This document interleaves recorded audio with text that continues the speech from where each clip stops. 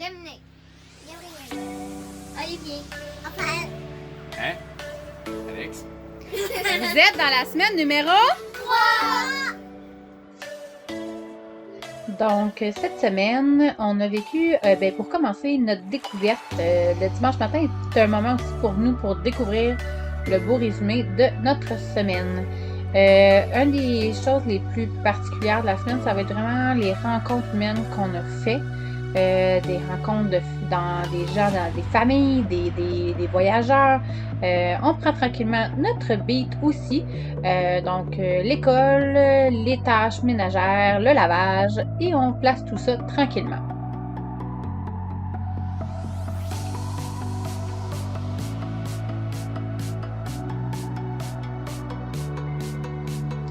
Au début de la semaine, on est allé dans le coin de Surrey. Donc, visiter en fait White Rock, dans un des plus grands, en fait le plus grand quai au Canada. Il ventait hyper fort, on a eu de la pluie, de l'eau, mais quelle expérience extraordinaire pour les enfants.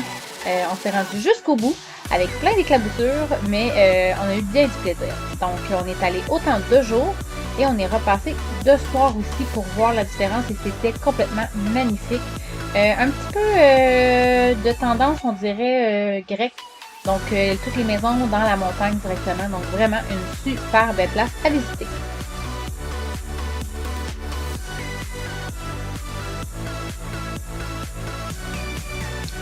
Un autre super de beau moment, en fait, cette semaine, ça a été vraiment des moments de pure nature, là, des cadeaux de la nature, où on a eu la chance de nourrir, d'avoir en fait des oiseaux, des mésanges sauvages directement dans le creux de nos mains. Ce fut une expérience, en fond, complète. C'était cool pour les enfants, puis pour nous autres aussi. Ah oui, Du cœur d'enfants, ils sont sortis. Vraiment. Donc, on était au parc Campbell Valley. C'est un parc régional qui était malheureusement fermé. Mais nous avons bravé et traversé la clôture pour explorer et aller voir. Et Dieu merci, on a fait des découvertes incroyables.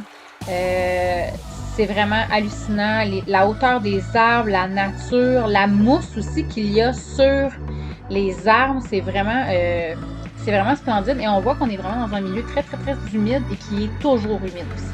C'est ce que tu parles. Là. Les gars, ils étaient 4 pour faire le tour de l'arbre avec leurs branches. Puis, pour y arriver à faire le tour, en fait, la circonférence de l'arbre. C'est vraiment aussi, on a comme rapidement compris qu'on devait en fait bouger malgré la pluie. Donc on a eu de la pluie, beaucoup de pluie, extrêmement beaucoup de pluie. Et on s'est dit que non, malgré la pluie, on devait sortir, bouger. Donc ça a été vraiment un moment, c'est dur à décrire tellement. Ça a été magique comme moment avec la nature, une symbiose vraiment hallucinante. Et alentour de ce beau parc-là, on y découvre des pas pires maisons, des petites cabanes. Des petites cabanes. Ben, disons des petites cabanes d'une couple de millions de dollars. Donc, la moyenne, c'est aux alentours de 3, 4, 5 millions. Et on en a même vu une à vendre à 10 millions! C'est complètement fou. C'est beaucoup d'agriculteurs qui sont alentour de tout ça. Une autre belle petite place qu'on est allé voir, en fait, c'est tout le secteur de Crescent Beach, dans la Boundary Bay. À Surrey. À Surrey. Donc, en fait, c'est là qu'on a essayé d'aller se stationner. Puis qu'on est un petit peu resté pris dans les petites rues. Hein. Il a fallu, c'est notre première... Premier reculon d'Olé. Ouais, premier reculon avec le Dolly, qui a fait un petit peu sacré. Mais on s'en vient de meilleur en meilleur. Donc, bref... on s'est fait gentiment aussi dire qu'on n'avait pas d'affaires là. Donc, on a réussi à se stationner pour quelques jours dans un stationnement d'une salle de réception. Donc, on s'est stationné puis on a pu aller explorer alentour. Juste en face de où on était stationné, il y avait justement le Crescent Park. C'était vraiment immense pour ce qu'on pensait que c'était. On a marché comme quasiment 2 heures dans le parc à découvrir plein de belles petits endroits. Pour vrai, c'est magnifique, là. Vous voyez les arbres, les grosseurs des feuilles. C'est hallucinant. Et là, on est tombé sur une magnifique chute qui nous a tous comblés de bonheur. Ouais. Il y a un terrain de baseball 100 pieds en arrière. Ouais, c'est vraiment spécial. En fait, au niveau de l'humidité là, des forêts, là, c'est vraiment, vraiment, vraiment spécial à voir. C'est dur à décrire. Et là, comme vous pouvez le constater, de la pluie. De la pluie. Et de la pluie! On a eu vraiment, vraiment beaucoup de pluie. Mais on est resté positif, optimiste. On a continué d'avancer. On a fait presque comme si. Puis... Il mouille encore. Il mouille encore. En fait, Dominique, il trouvait ça même drôle. Il chantait Let it snow, let it snow. Ah, ça, c'est un beau petit matin, comme on les aime. Ils sont très relax, mes petits matins avec plusieurs hommes dans la maison. On se lève à 8h, 8h05, on est à bout. Oh.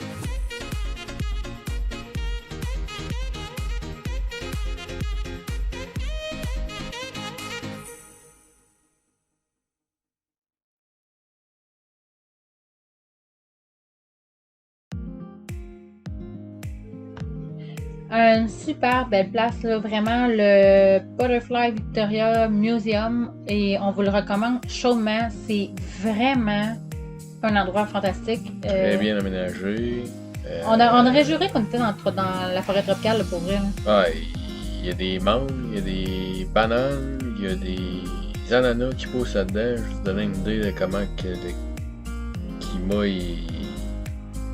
Ah non, c'est fou, là. Il y avait des papillons partout qui nous tournaient autour. Juste pour vous dire, les garçons ont voulu faire 3 fois le tour du musée. Là. Fait que ça a été vraiment une expérience géniale, incroyable, qu'on vous recommande vraiment.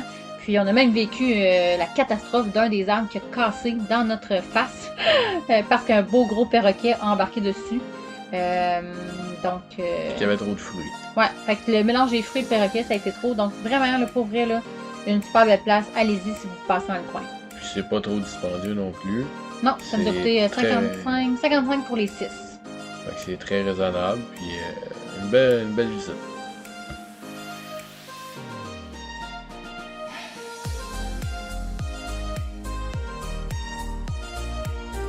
Ça, c'est notre petite visite au parc provincial de Gold Stream.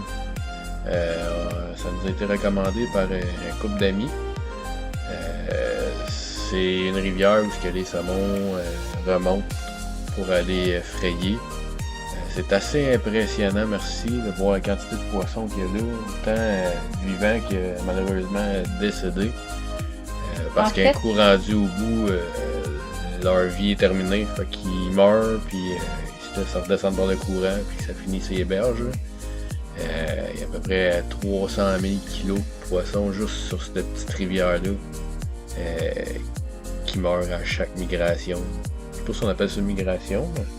Je sais pas, mais c'était vraiment un doux, beau moment, émotion mélangée entre la vie et la mort. C'est vraiment... c'est dur à décrire parce que tu les vois, là, ils sont en avant de toi, ils sont énormes. Là, c'était vraiment... En tout cas, moi, la pêcheuse en moi, capoté ben raide, là. C'est vraiment très, très, très impressionnant de les voir aussi près de soi, de les voir travailler aussi fort à essayer de monter, de se briser ils s'écorchaient les nageoires là, à essayer de monter. On en a même vu un, là, Dominique, vous le partagerez, c'est sûr, là, si vous en avez parlé avec Dominique, là, on en a vu un mourir devant nos yeux à essayer de remonter le courant. Donc, c'est vraiment... c'est très troublant de voir ça et à la fois... c'est la beauté de la nature aussi, là, du cycle qui a toujours été là. Donc, mais ouais, ça fait repenser un peu à notre consommation quand on achète du poisson. On va le voir autrement maintenant. Donc, c'est vraiment toute une expérience. Place qu'on s'est fait recommander, ça s'appelle Cowichan Bay. C'est un beau petit village de pêcheurs. C'était complètement... On se faisait encore déraciner. Là, complètement, là, on aurait dit qu'on avait fait des milliers de kilomètres, alors que c'était à une vingtaine de kilomètres des saumons. C'était tout un autre décor. Là. On sortait de la forêt, sur le bord de la baie. Puis les maisons sont comme sur l'eau. En avant, on a de la misère à stationner un auto, puis toute la maison est sur des gros piliers au-dessus de l'eau. Très... rustique. Oui, mais très zen comme endroit aussi. Là, tu sais, il n'y avait pas de bruit.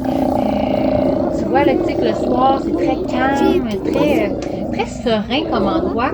Jusqu'à temps que tu entendes les lions de mer qui font une cacophonie. C'est quelque chose, une symphonie hallucinante. Ils ont décidé, en fait, de passer leur hiver. Ça fait 4 ans qu'ils disaient, les gens. Environ 4 ans qu'ils vont là, pendant un mois et demi. Je sais pas si c'est la période de reproduction. J'ai pas réussi à avoir ces infos-là. Mais littéralement, ils prennent d'assaut le quai, puis pensez-vous, c'est nous autres qui est là. Et ils passent leur journée à chanter, et c'est fou comment c'est fort.